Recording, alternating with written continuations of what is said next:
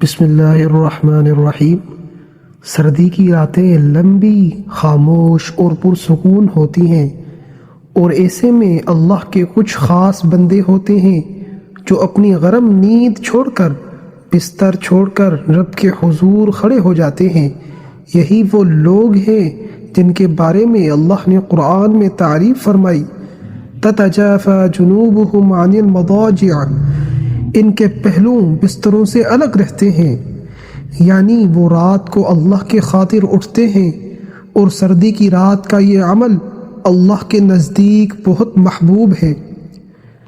سردیوں میں تہجد کا خاص مقام کیوں؟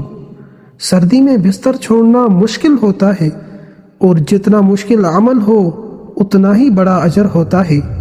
نبی کریم صلی اللہ علیہ وسلم نے فرمایا، افضل الصلاة بعد الفریضۃ صلاۃ اللیل، فرض کے بعد سب سے افضل نماز تہجد ہے۔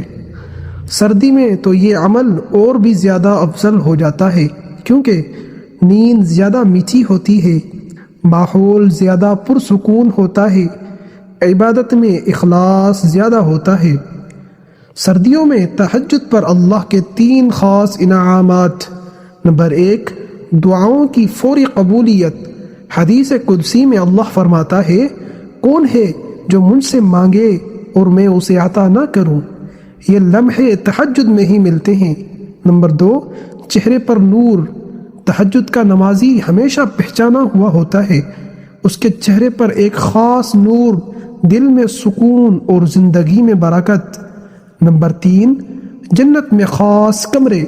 نبی کریم صلی اللہ علیہ وسلم نے فرمایا، جنت میں ایسے کمرے ہیں جو تہجد پڑھنے والوں کے لیے تیار کیے گئے ہیں۔